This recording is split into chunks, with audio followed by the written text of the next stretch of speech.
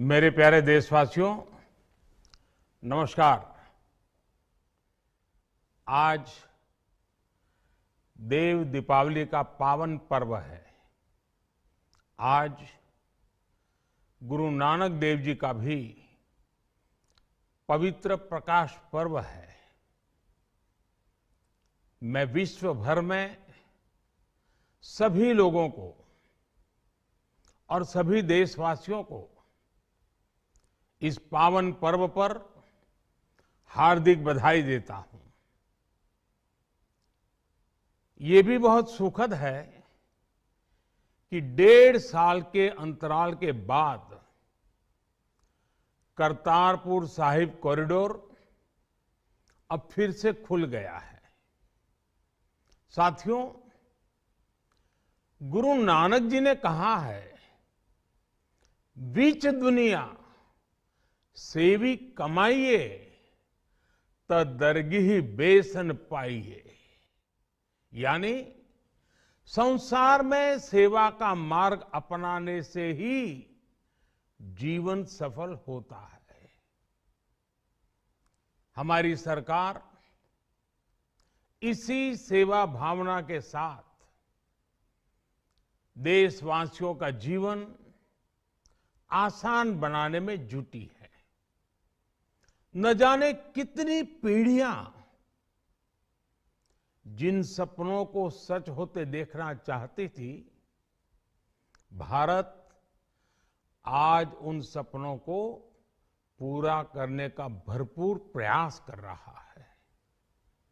साथियों, अपने 5 दशक के सार्वजनिक जीवन में मैंने किसानों की परेशानियों को, उनकी चुनौतियों को बहुत करीब से देखा है, महसूस किया है।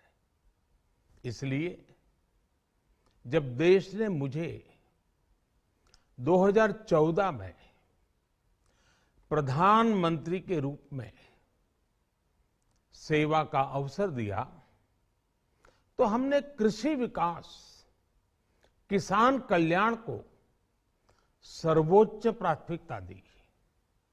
साथियों,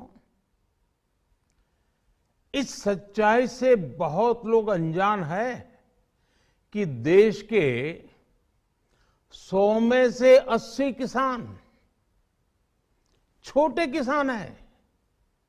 उनके पास 2 हेक्टेयर से भी कम जमीन है। आप कल्पना कर सकते हैं, इन छोटे किसानों की संख्या 10 करोड़ से भी ज्यादा है। उनकी पूरी जिंदगी का आधार यही छोटी सी जमीन का टुकड़ा है। यही उनकी जिंदगी होती है। और इस छोटी सी जमीन के सहारे ही वो अपना और अपने परिवार का गुजारा करते हैं। पीढ़ी दर पीढ़ी परिवारों में होने वाला बंटवारा इस जमीन को और छोटा कर रहा है। इसलिए देश के छोटे किसानों की चुनौतियों को दूर करने के लिए हमने बीज, बीमा, बाजार और बचत, इन सभी पर चौतरफा काम किया। सरकार ने अच्छी क्वालिटी के बीज के साथ ही किसानों को neem coated urea, soil health card, micro irrigation जैसी सुविधाओं से भी जोड़ा। हमने 22 करोड़ सॉइल हेल्थ कार्ड किसानों को दिए और इस वैज्ञानिक अभियान के कारण एग्रीकल्चर प्रोडक्शन भी बढ़ा। साथियों, हमने फसल बीमा योजना को अधिक प्रभावी बनाया। उसके दायरे में ज्यादा किसानों को लाए। आपदा के समय ज्यादा से ज्यादा किसानों को आसानी से मुआवजा मिल सके, इसके लिए भी पुराने नियम बदले। इस वजह से बीते 4 साल में 1 लाख करोड़ रुपए से अधिक का मुआवजा हमारे किसान भाई बहनों को मिला है। हम छोटे किसानों और खेत में काम करने वाले श्रमिकों तक बीमा और पेंशन की सुविधाओं को भी ले आए। छोटे किसानों की जरूरतों को पूरा करने के लिए सीधे उनके बैंक खातों में 1,62,000 करोड़ रुपए ट्रांसफर किए, सीधे उनके खाते में।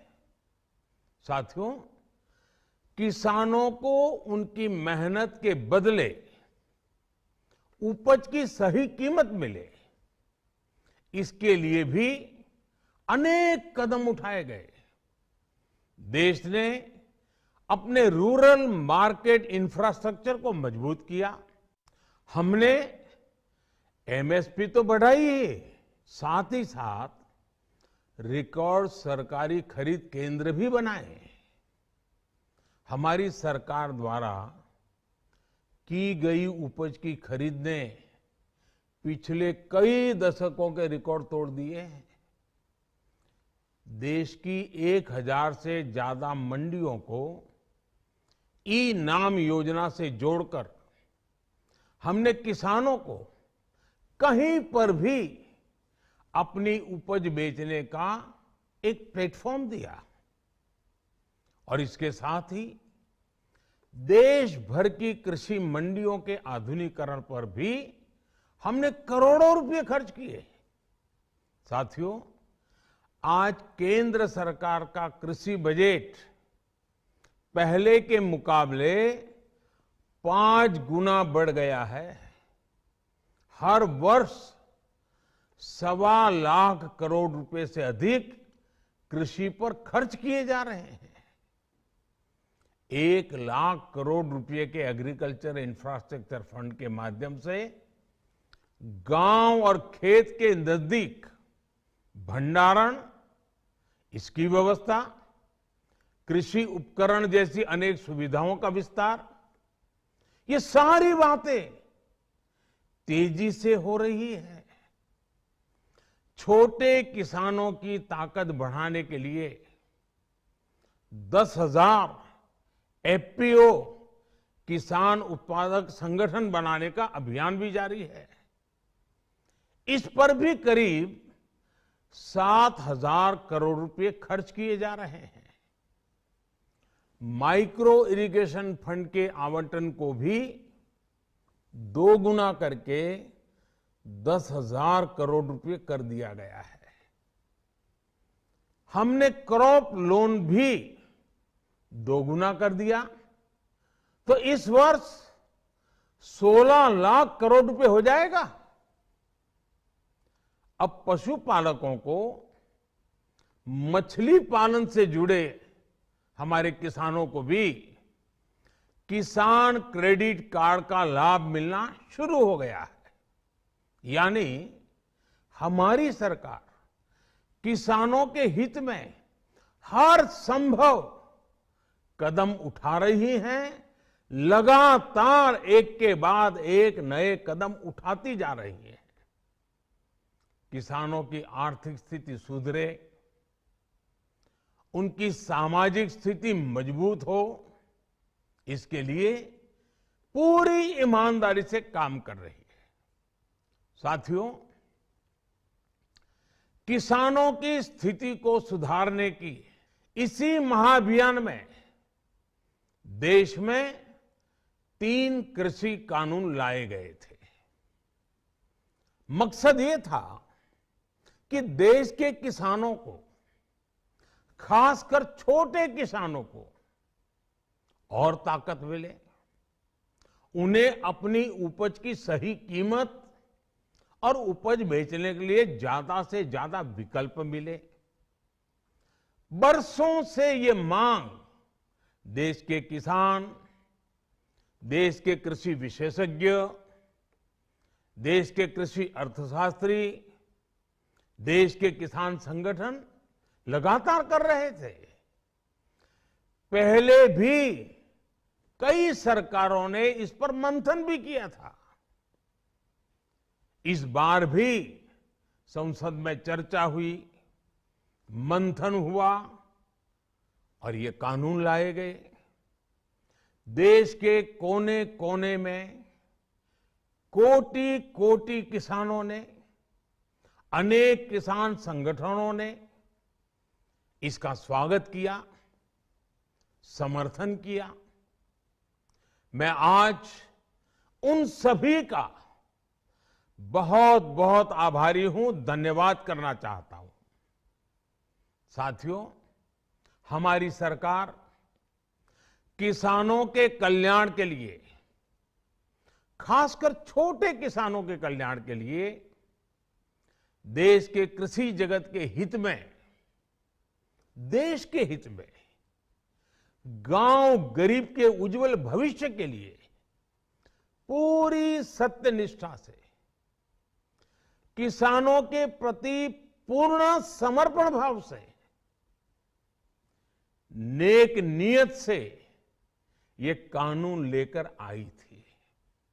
लेकिन इतनी पवित्र बात, पूर्ण रूप से शुद्ध किसानों के हित की बात, हम अपने प्रयासों के बावजूद कुछ किसानों को समझा नहीं पाए। भले ही किसानों का एक वर्ग ही विरोध कर रहा था, लेकिन फिर भी ये हमारे लिए महत्वपूर्ण था। कृषि अर्थशास्त्रियों ने, वैज्ञानिकों ने, प्रगतिशील किसानों ने भी उन्हें कृषि कानूनों के महत्व को समझाने का भरपूर प्रयास भी किया। हम पूरी विनम्रता से, खुले मन से उन्हें समझाते रहे। अनेक माध्यमों से व्यक्तिगत और सामूहिक बातचीत भी लगातार होती रही। हमने किसानों की बातों को, उनके तर्क को समझने में भी कोई कोर कसर बाकी नहीं छोड़ी। कानून के जिन प्रावधानों पर उन्हें ऐतराज था, सरकार उन्हें बदलने के लिए भी तैयार हो गई। 2 साल तक हमने इन कानूनों को सस्पेंड करने का भी प्रस्ताव दिया। इसी दौरान ये विषय माननीय सर्वोच्च न्यायालय के पास भी चला गया। ये सारी बातें देश के सामने है, इसलिए मैं इनके अधिक विस्तार में नहीं जाऊंगा। साथियों, मैं आज देशवासियों से क्षमा मांगते हुए सच्चे मन से और पवित्र हृदय से कहना चाहता हूं कि शायद हमारी तपस्या में ही कोई कमी रही होगी, जिसके कारण दिए के प्रकाश जैसा सत्य कुछ किसान भाइयों को हम समझा नहीं पाए। आज गुरु नानक देव जी का पवित्र प्रकाश पर्व है। ये समय किसी को भी दोष देने का नहीं है। आज मैं आपको, पूरे देश को ये बताने आया हूं कि हमने 3 कृषि कानूनों को वापस लेने का, रिपील करने का निर्णय लिया है। इस महीने के अंत में शुरू होने जा रहे संसद सत्र में, इसी महीने में, हम 3 कृषि कानूनों को रिपील करने की संवैधानिक प्रक्रिया को पूरा कर देंगे। साथियों, मैं आज अपने सभी आंदोलनरत किसान साथियों से आग्रह कर रहा हूं, आज गुरु पर्व का पवित्र दिन है। अब आप अपने अपने घर लौटे, अपने खेत में लौटे, अपने परिवार के बीच लौटे। आइए एक नई शुरुआत करते हैं, नए सिरे से आगे बढ़ते हैं। साथियों, आज ही सरकार ने कृषि क्षेत्र से जुड़ा एक और अहम फैसला लिया है। जीरो बजट खेती यानी प्राकृतिक खेती को बढ़ावा देने के लिए देश की बदलती आवश्यकताओं को ध्यान में रखकर क्रॉप पैटर्न को वैज्ञानिक तरीके से बदलने के लिए एमएसपी को और अधिक प्रभावी और पारदर्शी बनाने के लिए ऐसे सभी विषयों पर भविष्य को ध्यान में रखते हुए निर्णय लेने के लिए एक कमेटी का गठन किया जाएगा। इस कमेटी में केंद्र सरकार, राज्य सरकारों के प्रतिनिधि होंगे, किसान होंगे, कृषि वैज्ञानिक होंगे, कृषि अर्थशास्त्री होंगे। साथियों, हमारी सरकार किसानों के हित में काम करती रही है और आगे भी करती रहेगी। मैं गुरु गोविंद सिंह जी की भावना में अपनी बात समाप्त करूंगा। देहि शिवावर मोहे इहे, शुभ कर्मन ते कबहू न टरो। हे देवी, मुझे ये वर दीजिए कि मैं शुभ कर्म करने से कभी पीछे ना हटूं। जो किया किसानों के लिए किया, जो कर रहा हूं देश के लिए कर रहा हूं।